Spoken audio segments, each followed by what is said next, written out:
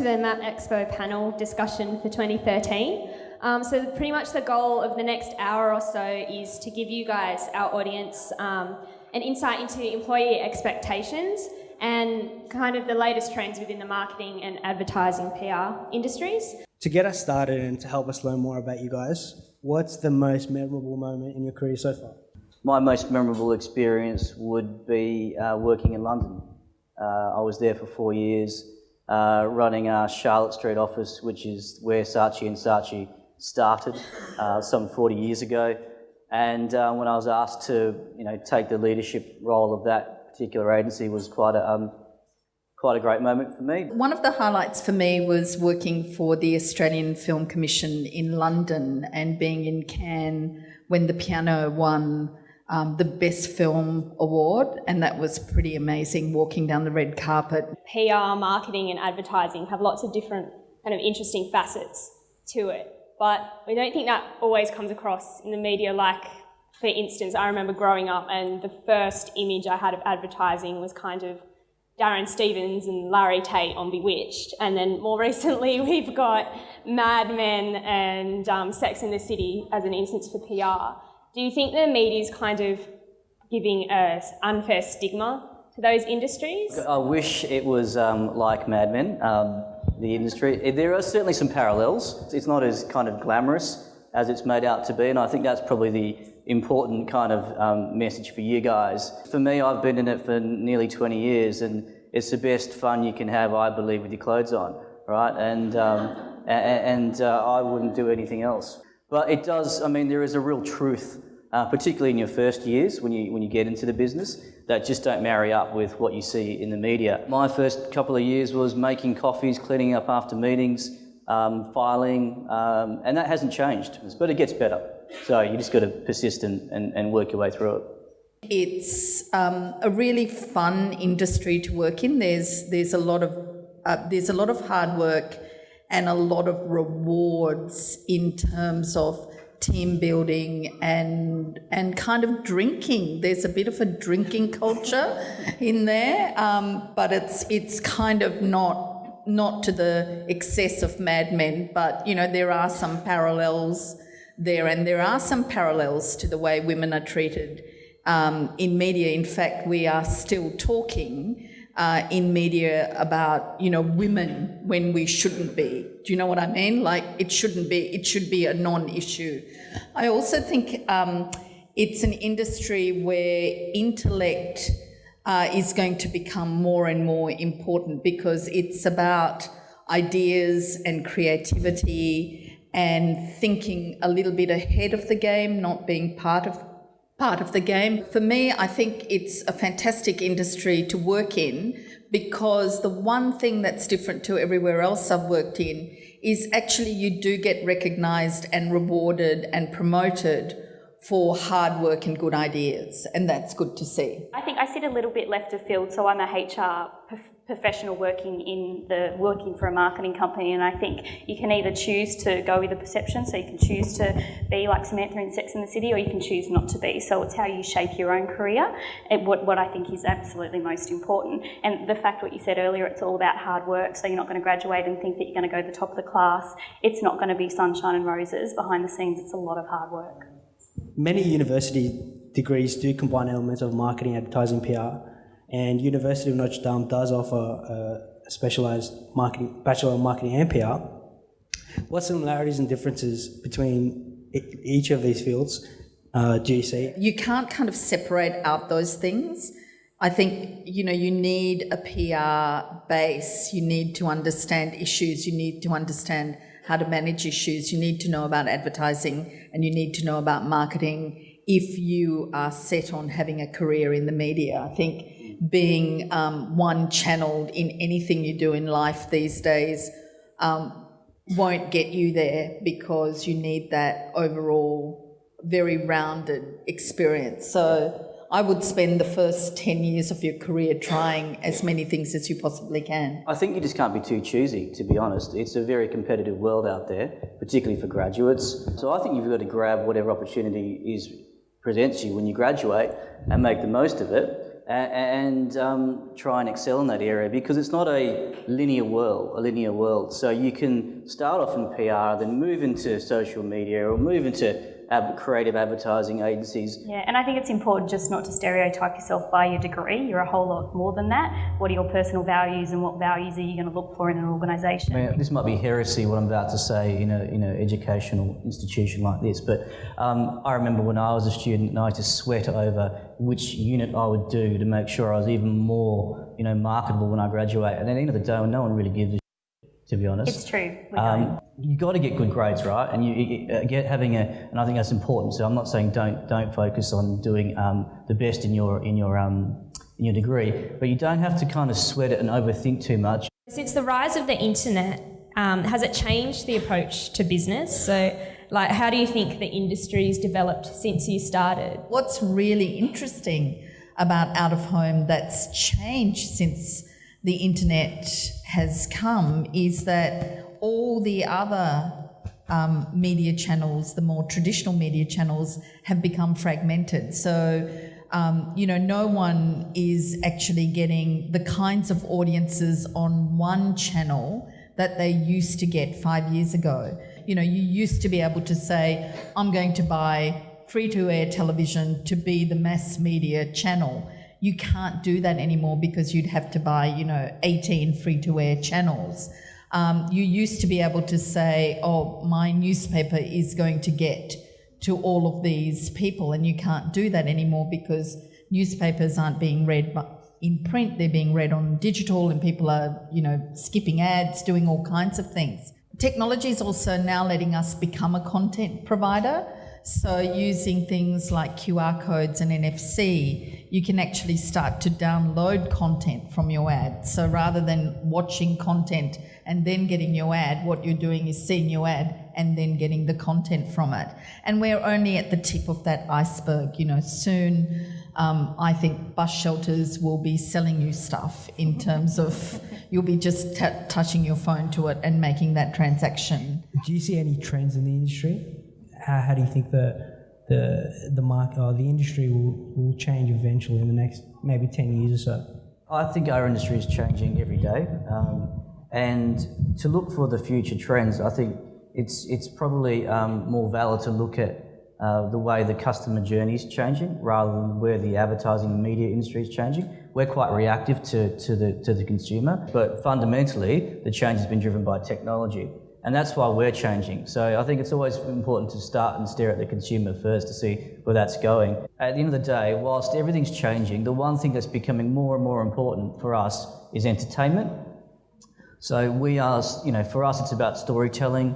It's about delivering ideas that give people something, right? It's about it's about video, it's about film. So, no matter what happens with technology, people will continually want to be entertained. It's how that's delivered is changing rapidly. We will still be developing ideas, whether told in film, whether they're told in social media, across all the different channels, but at the heart of it is really engaging and entertaining storytelling. The internet is just the tip of the iceberg. When the NBN comes through, things like our medical diagnostics could be produced with our iPhone or whatever it is, a device in the home.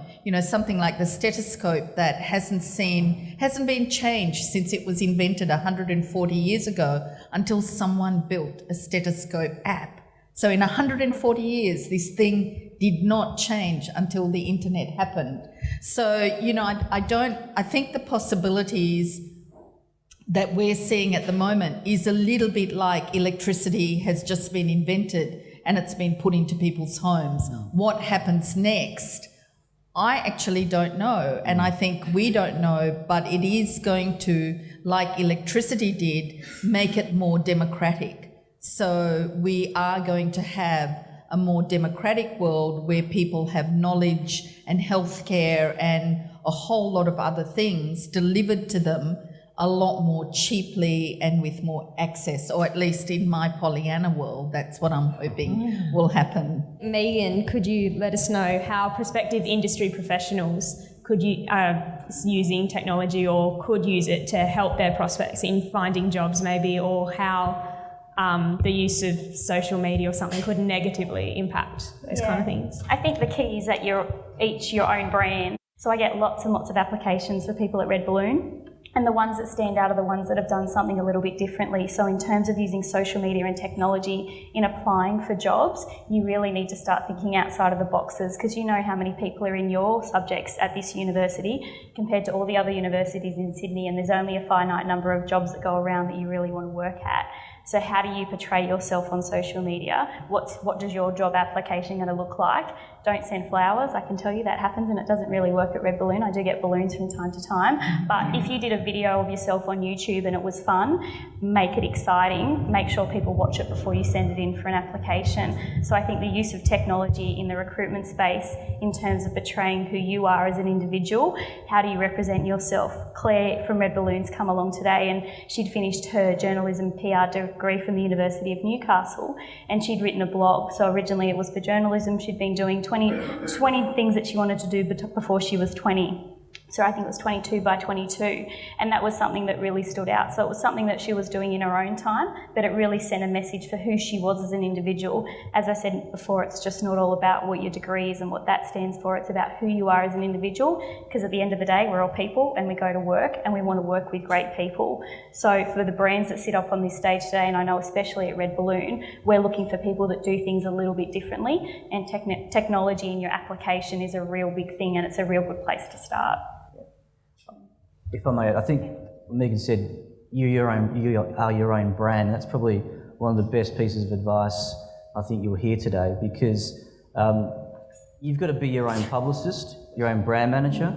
You've got to be really careful and forensic about your career, and you've got to have a strategy, right? I mean, social media technology is making the world everyone more empowered in this level of transparency that didn't exist before. So if you're going to go into marketing and you're going to provide advice for your clients, you got to be damn sure that you're, taking on that same advice. And so I'm very strict about my Facebook account. It's for my personal life, and I don't accept friend requests or have anyone outside of my personal life in Facebook. And it's my privacy settings are very locked down. In LinkedIn, that's my business world in the social media. So, and I kind of, and you go, well, why don't you just relax a bit, Michael? Unfortunately, I can't, right? Because I don't, you've got to, if you don't manage it and lock things down, it's publicly available, right? So you've got to just make sure that you've got a control on that. And I've looked at people, I do social media searches on people I'm about to hire, right, for big appointments. And if, I remember there was one really big job that came up recently, and one of the candidates, I was able to kind of see her out partying with her friends on the weekend, in all these different types of, and I was like, well, I probably do that too, so I'm not criticising that, but her, it wasn't locked down. And whether we like it or not, people are going to make judgment calls on stuff like that. So you just want to minimise your risk. You just want to make sure you're projecting the best version of you out there. And that sounds a little bit unauthentic, but unfortunately it's the game. Right, so you've got to have a sense of control around it. Yeah. And I'll just add on to that, there are ethics about what we should and shouldn't look at, but at the end of the day, if you've left something publicly available, we'll find it, we can see it. So just be smart about, as Michael said, your privacy settings. They're really, really important if you don't want us to see something, otherwise we're going to find it.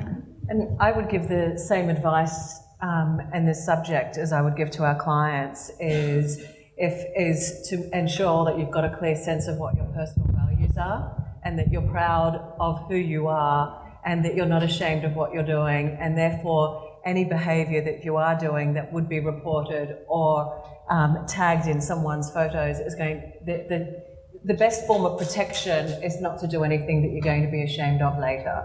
And so I think that, I really encourage each individual to be really authentic about who you are, and live your life in a way that you can be proud of and that you'd be happy to be shared, because I actually kind of disagree slightly. I don't think there is very much room for privacy in the social media environment anymore, and so the best thing to do is to actually ensure that you're living a life that you can be truly proud of and that you'd be willing to defend in front of any audience anywhere in the world. If not, make up a funny story about what happened. Have you got a bad photo? Yeah. But it happens. People enjoy themselves. They go out. Everyone generally understands that. But the key about it is ensuring that if you're proud of it and you can defend it, then actually you're not going to really probably get into too much trouble for it. So definitely not the same profile photo that you use for Facebook and LinkedIn, different photos? I'm not a huge fan of the wild, crazy photos on LinkedIn. I absolutely agree it is a little bit more professional, but you are one person, so you can't turn on and turn off who you are. I think majority of the time you're the same person, so whilst yes, you might have your privacy settings like locked down on Facebook, on LinkedIn, it is your professional life, but you're the same person at the end of the day. So there should be I would like to see some similarities. You know, at the end of the day, however your application comes through, whatever that you look like on the internet, I want to actually meet you. And if you're not the same person as to what I see on social media, if there's a crazy funny photo that happened on Facebook and you come in and you're all timid and shy and actually not that forthcoming, I wouldn't think that you're the same person. So you need to be the same well-rounded person in everything that you represent yourself to be. I also think that, you know, one of the great things about our profession is that we get to work with some amazing people and that we get to share some really thrilling and exciting experiences. And so I'm very proud and happy of the fact that actually some of my best and closest friends are people that I've worked with over the years. And so I would very much struggle to keep my personal and my professional life separate, because I have just as much fun working as I do when I'm out of the office. And quite often I will spend my time both at home and at work with the same, if not similar people. So I kind of think that, you know, as you go through your career, and I hope that you also have the experience to work with some amazing people and people that you would also call as lifelong friends as you reach the end of your career. And one of our values at Rebelo is sense of humour and fun. So if you do have crazy Facebook photos, don't be too scared. Just don't make sure they're too outrageous. Yeah. Given you've all had fairly long careers in marketing, PR and advertising, have you ever been tempted to venture out to any other industries? And also, if not, what kept you in your current industry? Yeah, all the time. I think, you know, you've got to be restless, you've got to be curious. And I've been with Saatchi's now for 16 years, so, you know, I've obviously everyone thinks I've got this false sense of loyalty. I would leave them in a second if I found something better. But I've actually just been lucky to get great opportunities. But I think now I think 5 years ago, if this change hadn't happened, it'd be quite a boring time. But I think it's actually now in one of the most interesting times it's going through, and I'd be a mug to leave that and do something else. But that's not to say I wouldn't. I think you guys have got such a wide opportunity now to look at employment opportunities. Google, Facebook, social media companies, technology-based companies, who all want to have some form of marketing and a branding experience. So I think you're at an amazing crossroads, and similarly for us. So I'm always, you know, kind of thinking about doing things. I've always had a philosophy of saying yes. It's gotten me into trouble a little bit, but most of the time it's gotten me into good trouble. So I've had a really varied career outside of media. Like, I've worked in the arts, I've worked in government, I've worked in film, I've worked in radio, I've worked as a journalist, but all of them really with an audience focus. So all of it doing stuff for people outside. So either trying to bring people outside in or trying to bring people in out. And I think what Ava said about, you know, it's the sort of industry where you end up being friends with the people you work with. There isn't that fine line between the professional and the personal. It's all, you make the same dad jokes at work that you do at home, at least I do. So I think, you know, be curious. I think everyone said that, you know, be curious, grab every opportunity you can, and that could mean in the same company. Like one of the places I worked for, I was there for 10 years, not because of any other reason, but they kept offering me more and more opportunity. And That's exactly what Michael's talking about. You know, I don't feel as if I'm loyal to anyone. I'm loyal to myself and to that level of curiosity. And if someone asks you to do something, say yes before you say no, because it'll get you somewhere, you know? You can say no later. As most of our audience here are graduates, you know, well, soon to be graduates, I should say, who are looking to start their careers in the very next future, I'd ask you, if you could build a time machine and go back and give your 20-year-old self one piece of advice, what would it be?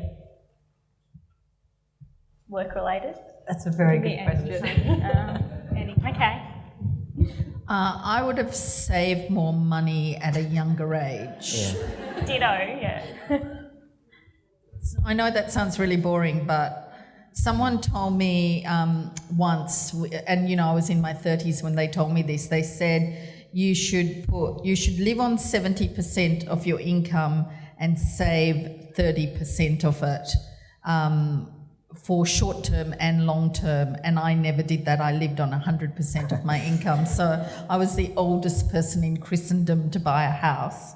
And I think, yeah, you know, especially for the girls and women in this room, really important that you look after your money from your career.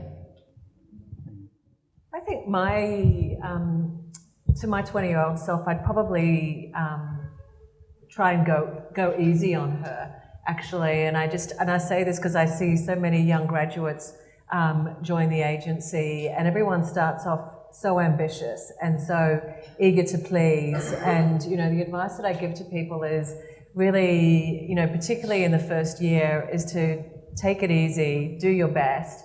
Nobody is going to be as tough on you as you are going to be on yourself. And so one of the things that I would say that I've probably done throughout my career is applied a lot of stress on top of myself by continually having very tough expectations, and probably higher expectations than those around me. And I think that as you get older and a little bit wiser and a bit more chilled out, you actually realise that a lot of the stress that you go through is self-inflicted. And if you took some of that inner critic off your shoulder, you'd actually find that you'd probably be doing just as good a job, achieving just as good as results, be pleasing those people around you, but actually having a better time with it. So my advice to you guys as you go out into the world and, you know, as you leave university and take on your first job, there is that real desire to continually to be achieving, you know, the A+ in your grades and, you know, achieve, impressing your peers and your colleagues. And I think the reality is to trust in yourself and to know that you're doing a good job and that people will show their appreciation and like that. So just chill out a little bit, really, and enjoy the ride. Yeah, I definitely agree with that. Mine would be is to not compare yourself to others. So such and such graduated, they've already got a job. I don't have a job yet. I haven't had a job for 6 months. Don't compare yourself to other people's success. Go out and create and find your own and make decisions on what makes you happy. And the other bit for me would be be picky about where you work. So I have this new theory at work that I hear lots of people when they're out, oh, I don't want to go to work tomorrow. I don't want to go to work tomorrow. Find a place where you want to go to work. I get up every day and I want to go to work. I've just got back from a 5-week holiday. I had the worst case of FOMO, you wouldn't believe. I asked my assistant to keep a diary so I knew what was going to happen in the office. So find a place where you want to work, where you really believe in the brand and what the business does, and where it's a place where there's really great people, because at the end of the day we all know how much time we spend at work, so make it valuable. I would have taken more holidays because I used to spend more than I was earning. So I used to cash in my holidays for the first couple of years because I just wanted to work, and that was just crazy. And now as I reflect on it, I should have travelled more. Actually, I should have taken a year off after university. I went straight into my last exam. 2 days later, I started my full-time job. So I wish I taken a year off to travel. I wish I took more holidays in my first 2 or 3 years. And I wish I didn't kind of sweat all the decisions that I was talking about before, about which is the best unit to take, or which account should I work on first, etc., etc. I think looking back on it, I should have just been a little bit more, just a bit more fluid and less linear, because the world's not linear. Thank you for those wise words. Are there any questions before we turn off from anyone? I think so. I don't have kids, but what I do know, and if I can go first, if that's all right, what I think is most important is the realisation that you can have it all, but you potentially can't have it all at once. So there are decisions that you need to make, there's choices that you need to make, and you need to do what's best for you at that moment in time. So you can have it all, but it'll happen over your lifetime. It's not all going to happen in potentially a 5-year period. And I think that's a really important decision and realisation that you need to make about the workforce. And it's not a scary place, but you need to enjoy it. I think you need to educate your partner. So if you are in a heterosexual relationship, you need to actually say to your partner, we need to do this together. So you need to look at Scandinavian countries. Like, I think that the women's movement has moved very far, but the men's movement hasn't caught up. So the fact that you asked that question is that, you know, you see that primary caregiving and family, raising the family, is going to fall on you. And it's time that the men in this audience also took responsibility for that. And when, you know, and I'm not being funny, I'm actually being really serious. You know, in Scandinavian countries, they have paid maternity and paternity leave because men also look after children. And if men don't look after children, they actually miss out, you know, because, as you say, you know, you can have it all, and you have it all over a period of your life. And bringing up a child is probably one of the most fantastic things that any person could do. It's not the domain of women. I have 2 children, 8 and 11. The way that I've done it through my career is I practice what I call work-life blend.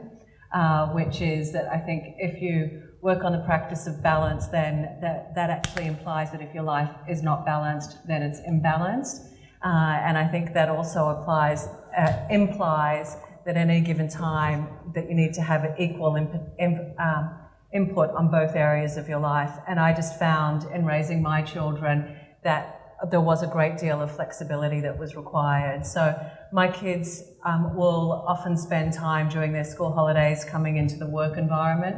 And so they come in, they love it. They've got little badges with their job titles on there, and they get excited because the first week of the holidays means that they come into mum's agency. And the people in the work environment love it as well because it keeps them grounded and gives them time to play and to be connected with kids. And then there are times where I'll have, you know, conference calls at home and, you know, where my work life will impact on my personal life. This is my first day of the holidays this week, so I spent the morning at home and then, you know, got dressed up, put some lippy on and come in here for an hour. And the kids are very, I think the key is knowing that if you have open conversations with your family, and you're true to who you are, and that you represent that with your kids so that they know that they are the most important thing in your life, but actually having a career and being fulfilled as an individual is important. And I think if you have those upfront discussions with your children, that they will respect that and they will understand that as well. And so I just, again, would practice being authentic, being open, being flexible, and having a good partner, but also having a good workplace. And I think it's important for us, there's 2 parts of this. One as employers, where we do have to, as organisations, is take responsibility to allow society to raise children that have a supported home environment. But also what I would also say is that it's the individuals within an organisation that can make it easier or more difficult for parents. And so I think the key here is you start your careers and you see your female colleagues needing to leave early, or your male colleagues needing to leave early to run to pick their kids up from childcare, is being understanding and supportive of that, because it does take a community to raise a child, and that means that everyone in the organisation needs to be flexible and supportive and understanding of those extra strains that we need to go through before we get to work and also when we get home from work. All right, we might just leave it there. Can we get a big round of applause for our panel? Michael, Megan, Ava and Charmaine.